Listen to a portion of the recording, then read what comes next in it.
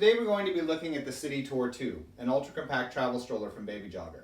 We've been fans of both Babyjogger in general and the original Tour in particular for a long time. The Tour 2 is quite an upgrade from the original though, with both a better seat unit and fixed folding dimensions that now lie within standard carry-on luggage guidelines. Here are the stats. The Tour 2 folds down to 56 by 43.5 by 18 centimeters and weighs in at 6.5 kilos. It can take 22 kilos in the seat and 8 kilos in the underslung shopping basket. Okay, let's have a look at how comfortable the Tour 2 is to use, both for you and your child, before getting into the nitty-gritty of the mechanics. Using a tape measure to check the baseboard and seat back of really any ultra-compact travel stroller reveals an almost complete uniformity of dimensions across the market, and the Tour 2 is no exception to this. What it now offers in addition, though, is a large, high-seated canopy, a full recline, and an adjustable leg rest, all of which give the Tour an edge against a lot of the more entrenched brands on the market who have yet to update their models with these features. My guess is that probably the full recline as well, but at least the adjustable leg rest, will be an almost ubiquitous and very welcome feature of ultra compacts here on out, based on the sheer number of models with this feature that have been launched in the last year or so. When it comes to your own comfort while using this stroller, the Tour 2 has a legitimate one-hand fold, easy to use, and built with the same sort of mechanical integrity found on larger Babyjogger models, albeit a little more complex. We'll get more into that when we get to the mechanics section. For carrying, the Tour 2 only has a handle, which is okay, but I do always like to see a shoulder strap on the stroller itself, not just the carry bag, as actually packing your stroller in its carry bag is rarely doable when caught up in the on-the-go nature of actual travel situations. One additional note when we're talking about travel is that while the Tour 2 does fit the International Air Traffic Association's guidelines for carry-on luggage size, this does not necessarily mean it will be accepted on all airlines, as it is. Removing the wheels, however, both back and front, will usually give you those needed few centimeters if you find yourself in a sticky situation. With regards to textiles, they're made of the same sleek quality materials found on other Babyjogger strollers and are pretty easily removable. I find the shopping basket slightly more difficult to access than on some of the competition due to the adjustable footrest blocking off the front, as well as the need to negotiate the long slope of the overall structure in the back, but it's not as bad as on some models with these features. In terms of actually driving the Tour 2, the handle is positioned at a good height for taller people, and the wheels are decently sized, with a standard 6 inches in the front and slightly larger 7-inch wheels in the back, to help you get up and over curves. Okay, let's move on to mechanics of the Tour 2, top to bottom. Okay, we're going to talk mechanics now. Starting with the folding setup of the stroller in general. It's activated at the top where there's a safety slider and a button. You press in. This will then fold the handle and activate the central folding mechanism down below.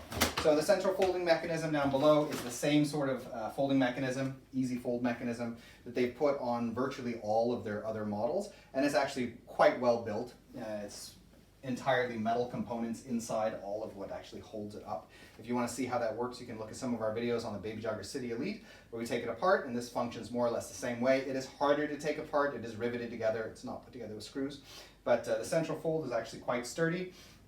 The area of the stroller that might potentially have problems, I'm not saying it will have problems, but there's a larger potential for problems, has to do with the top activation of the folding mechanism, because it requires there to be internal wires that run down with this interim mechanism between the activation system up here and the actual central fold. So there's a lot of moving components and things that have to be attached to each other in order for it to work. All of these can of course get misaligned or break. Again, I haven't seen that actually be a problem, but that is a certain amount of inner complexity that can sometimes lead to problems down the road. Though Babyjogger does tend to have pretty well-engineered setups inside and a lot of metal. Okay, let's have a little bit of a closer look at the lower rear frame of the stroller. There is no suspension on the rear frame. There usually isn't on ultra-compact travel strollers, as you're going over pretty smooth terrain most of the time, so that's not in particular a problem. The rear wheels are slightly larger than average. They have 7-inch rear wheels, which is kind of nice, especially when you need to kind of tip the stroller back to get up over things. It is very nice to have larger front wheels, but this just kind of has the larger standard sort of front wheel setup. But in any case, on the back, it does have the larger wheels. That's a bit nice. When it comes to the brake system, it does have a wire activated brake system, and there is no adjustment screw, which is a little bit of a problem. because over time, given rust or dust or various internal conditions on the brake system, you can sometimes have a change in the length of the outer housing of the brake wire versus the internal portion of the wire. And it is quite nice if you have then a means of adjusting that length via an adjustment screw.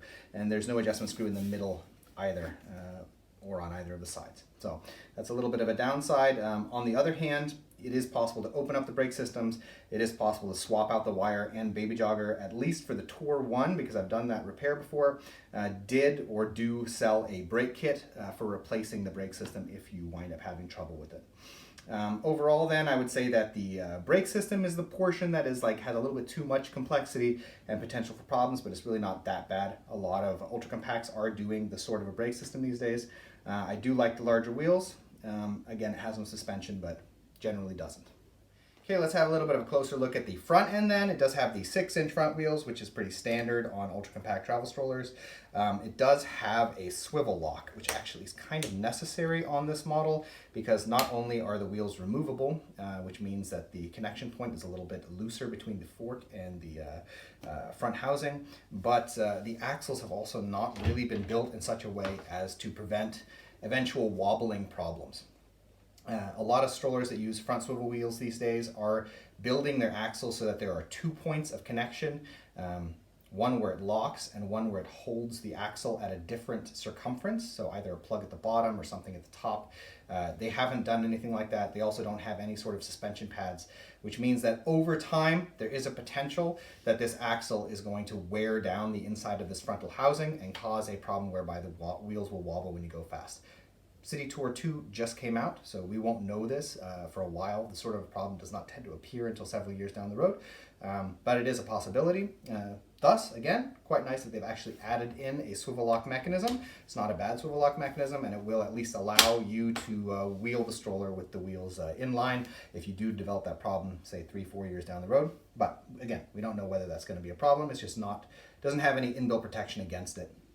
The front forks do have the standard sort of suspension here, very common, so that's kind of nice. Gives you a little bit of suspension on the front end. And as I said, 6-inch front wheels, pretty standard, and kind of nice they didn't go for anything smaller than that at least. So if you're looking for an ultra compact travel stroller, should you consider the Tour 2? Yes, absolutely. It's sturdy, easy to use, and has decently sized wheels. While I do have some reservations over a few of the mechanisms, note that the areas of concern that I mentioned all incorporate pretty standard designs. Thus, my concerns with these mechanisms are the same as on a number of other models as well, which do not have the benefit of being engineered by Babyjogger, a brand I have grown to trust over the years.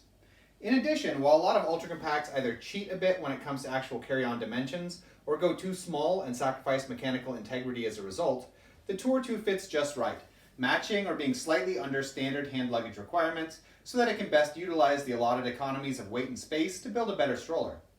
Lastly, in the ultra-compact world, a full recline and an adjustable leg rest are still pretty luxurious features.